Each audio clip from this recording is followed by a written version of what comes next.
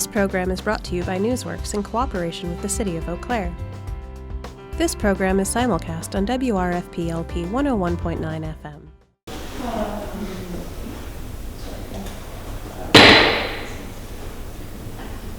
We call to order the Wednesday, December 25th, 2019 meeting of the Waterways Parks Commission. First item on the agenda is the approval of the minutes from the August 28th, 2019 meeting. Are there any additions or corrections to the minutes? Seeing none, is there a motion to approve? So moved. John, second? Second. Meredith, all in favor? Aye. Opposed? Okay, minutes are approved. First item of new business. Well, I think we'll wait until the end. There's an updated picture of the commission. Second item of new business is recommendation on an application to rezone land located west of the Northwest Community Park from R1A to R2P with the preliminary plat for Jeffers Ridge Twin Homes. Okay. Real Land Surveying has submitted an application to rezone land that's approximately 21 acres in size. It's located to the west of the Northwest Community Park, east of Jeffers Road. This is the Northwest Community Park and kind of the heavier border here. Chippewa River, Jeffers Road, located over to the west in this area here. And this is the property that we're talking about here tonight. Proposed zoning and accompanying preliminary plat for the development of what we call Jeffers Ridge Twin Homes and create 80 parcels. This would accommodate 40 twin homes or 80 dwellings. Since the land in question does abut the Northwest Community Park, that's why the Parks and Waterways Commission is reviewing it tonight. The preliminary plat, next one, this is the aerial of the vicinity, and with Jeffers Road located to the west. This seems just a kind of a small portion, the western portion of the Northwest Community Park. The land we're talking about here. There's a subdivision to the south that we'll talk about in a little bit, and then there's a subdivision to the north. And this development here, basically in infilling this, it also connects these two subdivisions. The preliminary plat proposes a street system that provides a connection from Jeffers Road. So Jeffers Road is located over to the west or the left side of the map here. That connection is called Jeffers Ridge that extends from west to east in this direction here. Then there's a north-south street system that connects the subdivision to the south that I mentioned, and then the subdivision to the north. And that street system is Arrowwood Drive, located right here, then a portion of Jeffers Ridge, and then Wayland Court that extends up to the north that connects up to the street system that is to the north here. Now let's go back to you can see the street system of the south here. This is Jeffers Ridge here. This is Arrowwood Drive. And then from the north, this is Wayland Street located right here. So essentially the street comes up through here and then up through here and then the connection right here. The extension of the streets is consistent with the concept plan for the area in the Northwest Community Park as provides access to the community. Access is provided to the community park in a number of ways, and I'll explain that here. Access is provided to the Northwest Community Park from Van Ness Parkway, starting from the south, so going into the park here, from Daisy Lane, right here, going into the park, from Wayland Street, located right here, and then from Charlotte Heights Parkway from the north, and then over on the eastern side, from Old Wells Road, located right here. And then actually there's the property for the park actually extends over to the right of way here by Old Wells Road. So there's actually a pedestrian bicycle connection that goes to the park right here also. And then potentially there's access to the park from the north crossing of Highway 312 if the city long range possibly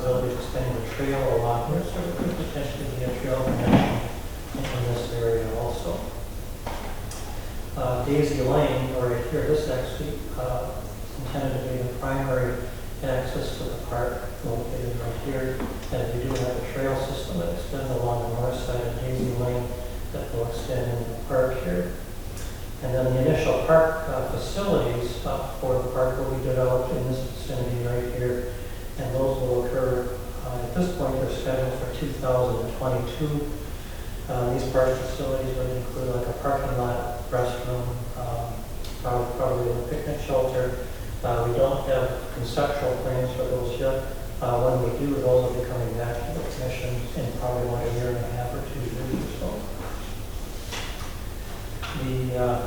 Going back to the actual plat itself, staff has asked to have a pedestrian connection from this area over to the Northwest Community Park as part of the preliminary plat, and that connection would be between lots 10 and lot 11, so right in this area here, connecting over to the park. The plat also proposes 2 outlots that will be deeded over to the city. Those are primarily for stormwater facilities. This outlot 1 will be dedicated to the city, so again, that will be adjacent to the Northwest Park. There is the XL transmission line that goes through this area here, so it really would be unbuildable anyway. And then the other outlot is this area right here, that again will be used for stormwater detention. With that, if you have any questions, the developer applicant is here tonight. If you have any questions for the staff or for the applicant. Are there any questions for staff or the applicant? Tom? Excuse me. In terms of until the development of the park, people that want to access the park need the street park your car on the street. Pretty much that's the situation. What's been somewhat happening right now is up until now, the primary access to the park has either been from Wells Road over this area here, or from this pedestrian access here, and we have had some concerns from the neighborhood down in this area here. And then the other is Van Ness Parkway right here. Now with this development that has occurred here, these plats have been platted, and they have been constructed. So now there is the access point here, and then these 2 points up here. But I guess, sure, answer your question is yes, right now it's pretty much street parking and upper provide access. So, as I mentioned, one of the first facilities we'll be looking at is a parking lot in this area here. Down by, is it Van Ness, you said? Yeah, Van Ness is right down here. Yeah, there's like a dirt cul-de-sac that I parked there a couple weekends ago, where there's maybe enough for like 6 or 8 cars to park there, like Yeah, off the road. Essentially, you're kind of almost parking under the power line corridor kind of in that area. Yeah. Susan? I have kind of 2 questions. Do I remember correctly that the plan for the park is not for it to be highly developed, more like trails for hiking and things like that, or is that just? That's the general It's concept. meant to be more of a natural area. We have trails to the Playground? The plan would be, in the initial conception, we did have a small playground primarily down towards that Van Ness area. But we did have, coming off of Daisy Lane in that area, we do have a larger parking lot, a pavilion, restroom, and then another area. And again, we haven't designed and met with the neighbors on this yet to decide what is going to go in there. But because it is a community park, we would expect to have those amenities, potentially another playground in that area.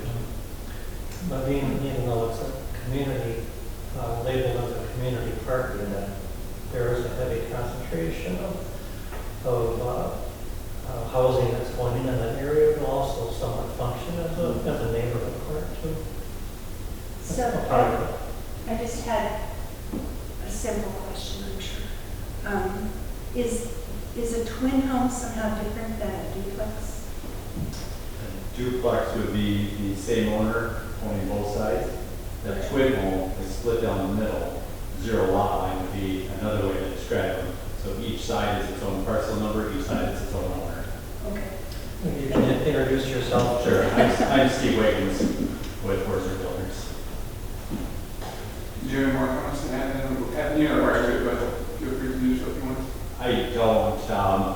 We brought this forward. We were asked to put that 15-foot strip in there. We kind of thought through that a little bit, how we can do that, and also design it so that it works well for each neighbor that would live on each side of that. And we think we got a handle on that, so we're fine with having that access point for walking and biking into the park.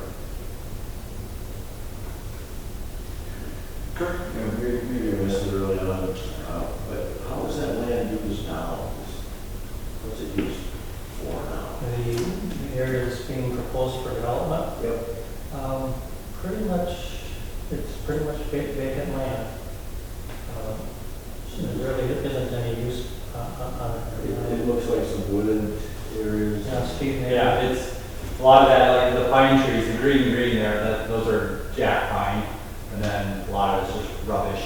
It's just a piece that's been sitting there waiting for us to show up, I guess. And the zoning, it's coming from what zone, like what is the zoning?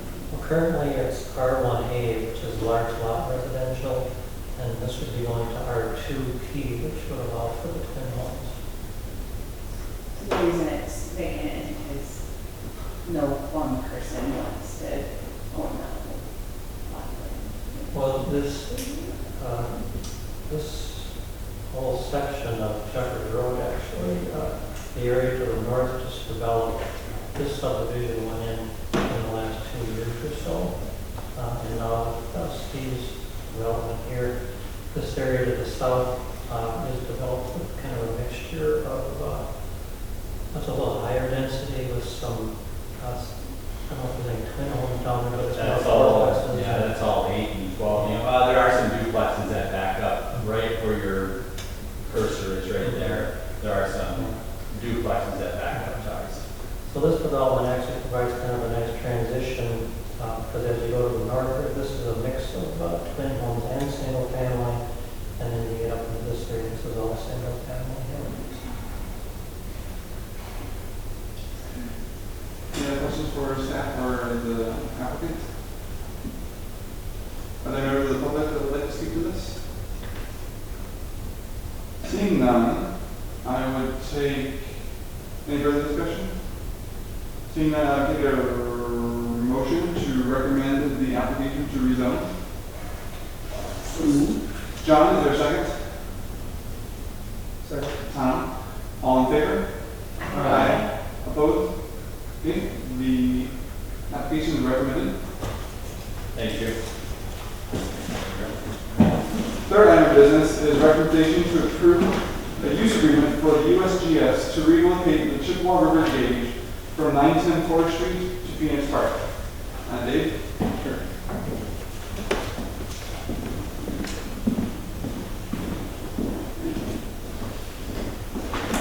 So we were contacted about a month ago from the U.S. Geological Survey. They offer 2 river gauges in the Chippewa River in the downtown area. One is on the west end of the Grand Avenue pedestrian bridge. The other operates currently up here by our central maintenance facility, and it has been vandalized numerous times over the last couple of years where it has been operable, and we haven't been able to use the data out of it. So they have requested to move it at a location that it still has to be upstream from the Oakland River. The other gauge is downstream, so we have one just upstream on the Chippewa, one with the combined flow to help for our flood predicting. And they requested a spot in Phoenix Park down by this farmer's market in the tall grass in a, just to try and make it as unnoticeable as possible. It's a solar operated system and there's no lines that go into it. There is one nitrogen line that will go out into the water. That's how it measures the gauge of the river, the height of the river. It's just a lot of pressure on it. So this is a picture of what it looks like. It's pretty basic. It's similar setup to the one that's on the west triangle, the solar only like this one will be. The use agreement, we did not want to grant an easement for it in one of our parks, so a use agreement just gives them the permission to operate, but it doesn't give any kind of permanent rights to be in the park. And it specifies, our attorney's office is going through it, but it specifies that USGS is responsible to put the gauge in, maintain it during hours that the park is open. They can maintain it during off hours if the city requests them to. But otherwise, they have to maintain it when the park is open, but not when it's closed. The agreement is for 5 years, renewable for 3 more 5-year terms to keep it in the park, and it's cancelable by either party with 30 days notice. So we're in support of it. We use the data from that gauge is something that we consider vital to help us with our flood predictions, and for that staff supports this move. We checked with our community services department, and since it is in the park, they're okay with it, and us from engineering are okay with it also. Answer any questions? So the gauge shows would have to be going to the sidewalk, and just there, the path, you have to dig that up in order to put in. They bore the tube underneath there. Oh, it's more, so it doesn't disturb the top. Correct. That's in there. Susan? Well, I was curious about if you were having trouble with vandalism, why you wanted it in a sort of hidden spot as opposed to maybe a really visible spot where vandals would be more noticed. The spot that it's at now when it's hid is still a lot more visible than behind CMF, but we didn't want to have it right next to the farmer's market, so it's all in the wooded grass area. So that's the reason why it was kind of selected. That it was the most visible of the kind of non-mowed area, so to speak. Yeah, they would have been fine having it, right up on the slab next to the. We were trying to push it down as close as we could, but still keep it up over the 100-year flood elevation, because then it does start to fall down. Any other questions for Dave? No? Thank you. Any members of the public that would like to speak with us? Seeing none, is there a recommendation to approve the use agreement? So moved. Susan, is there a second? Second. John? All in favor? Aye. Any opposed? Okay. That concludes new business. Next item on the agenda is the 2019 special events list. So as you can see, we're somewhat winding down for the year. I think we're still on pace for this year. I think 108 special events for the year. So certainly it's busy. It's very taxing on staff, but it does make things very interesting for Eau Claire. Going on this weekend, I'll just hit on a couple unless you have some specific ones, but we have the Here We Grow Again consignment sale at Hops. Basically, they take over one of our rinks, and this is on our new acrobatic rink that we just put a new 11 open house on that. We'll talk about that a little bit later in our director's report. And then we've got some homecomings coming up for both Northern Memorial and UW Eau Claire. And then we have the Carson 5 and 10 Carson Park on the 26th. If there's any specific special event you want to discuss, be happy to do that. No? No? Okay. Seeing now, we can go to the director's report. Very good. With Parks Division, we have all of our athletic fields have been overseeded and sodded. This includes Carson Park baseball, after a long season of baseball at the park where we celebrated a high school championship, state championship team, and also the Express made it to the championship game where they narrowly lost the game, but certainly they had a great season. So we have a lot of athletic fields that we take care of to make sure that the turf is good and strong so that it comes back in the spring of the year. So we also did infield renovations to make sure that, especially with our grass infields, that they're seeded and overseeded, and if, in some cases we actually have to do some sodding if the turf has died out. So we've completed that this year. We did some over on Lakes, the Lakes Shore Skate Plaza. We built in an area where the skaters were taking shortcuts to go into the skates, so we put a sidewalk in there. Sometimes you don't know where these areas are going to be until they start using it, and then you figure out where the path is and say, okay, we got to put a walk there, so we took care of that. Then I'm not sure if you had a chance to go by the Carson Park Causeway and the pillars. We restored those pillars just recently. They're not completed yet because we're still waiting for the lights to go on it, but through the Community Parks Association and some money that was left over from the Public Spirit Fund, it was paid for to clean those that entryway going into the park. The pillars we did tuck pointing, clean, and then also we're putting the lights back into the pillar. So we plan on having a ribbon cutting likely the first part of October. Haven't narrowed down that date yet, but I will make sure that everybody on the commission is invited to that ribbon cutting. Any questions on Park Division? Okay. Forestry, again, it's kind of an ongoing pruning cycle. We're finishing up that for a year. Also, we did I think we finally got through all of our stump grinding for the year. We had over 400 of the ash trees that we have taken out. I think everybody knows this, but the tables that we are sitting here with, these are all repurposed trees that came from the city boulevard trees. These are particularly ash trees. So we've been using, repurposing a lot of that. In fact, the holders for your nameplates, that was actually a red oak that came down in Carson Park. So we had the nameplates made out of that. And also within the City Hall here, we've got several tables that we have made conference tables out of repurposed wood. So. Yeah, we just got ours installed yesterday, and I'll open the door as you're coming, as you're leaving the door to our conference room. You can walk in and see that table. It's pretty spectacular.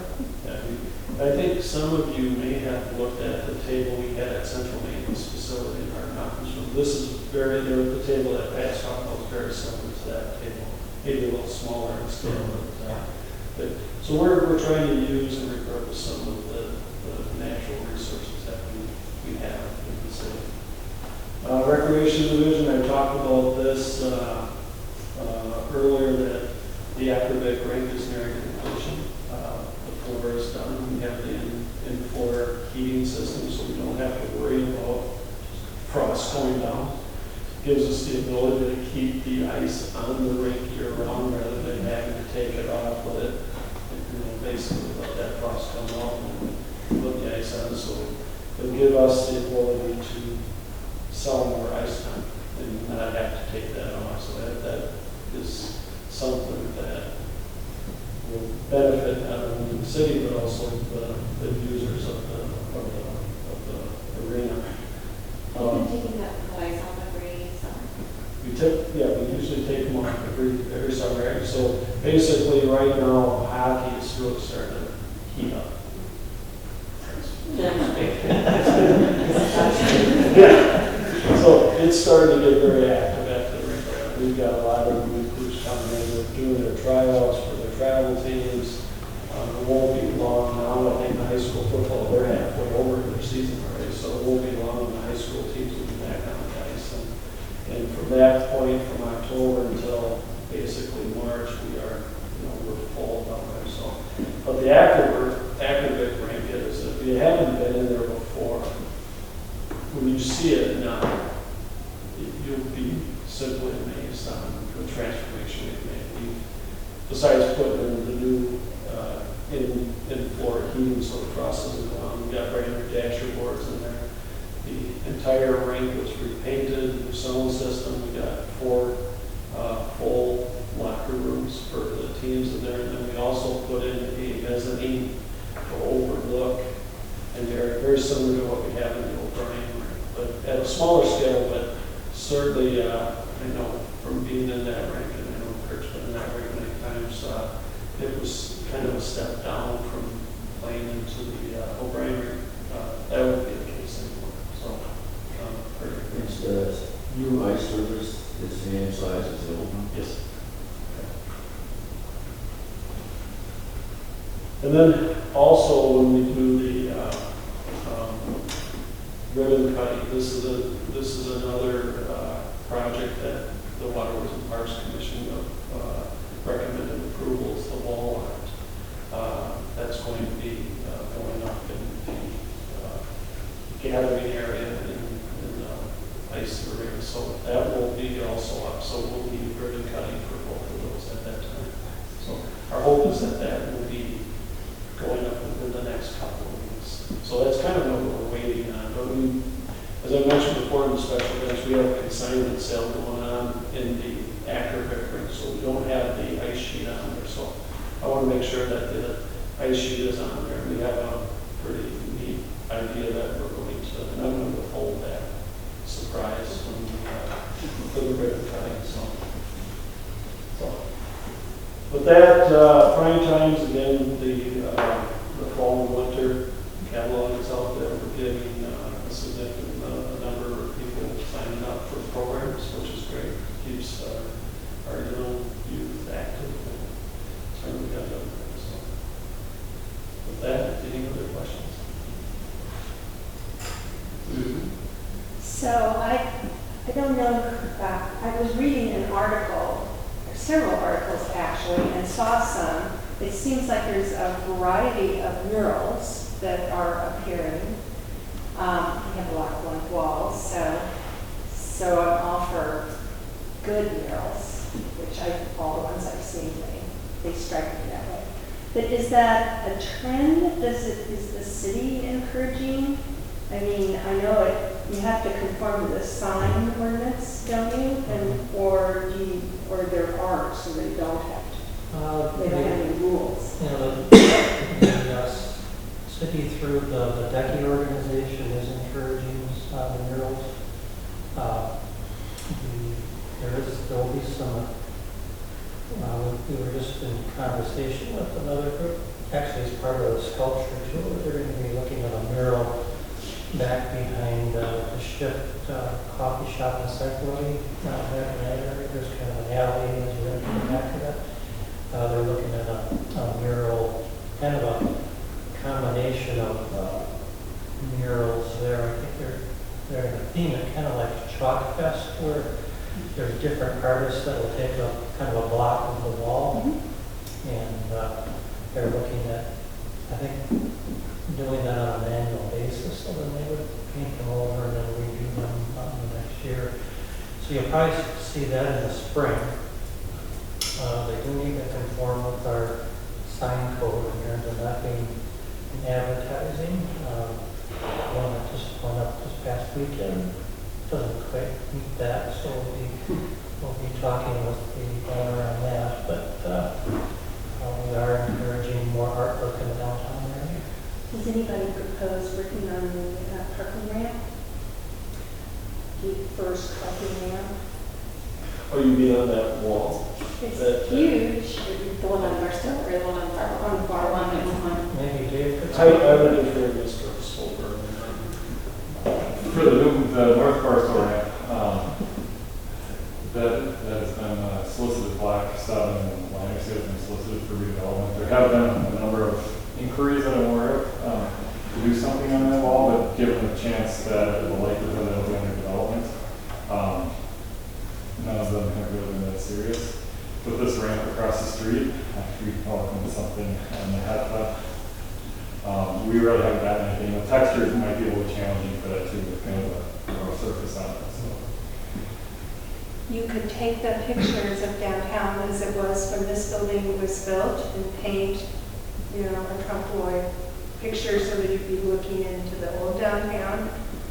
I would be doing that painting, but I'd be happy to recommend it so that it would be a big improvement for Flower Street. So I would like to thank the commission for the past year, 14 months that we had to displace ourselves and go to central maintenance. I know that was a change, but I'm glad we're back here. I think it's a little bit more comfortable, certainly. And, central maintenance was not intended to be a commission meeting room. It's more for our operations. But I do appreciate that being flexible in that. That's all. I enjoyed being back here too. Any other questions or comments from the director's report? If not, before our photo, I take a motion to adjourn. Kate, second. John, all in favor? Aye. Any opposed? We are adjourned. Is there just one person?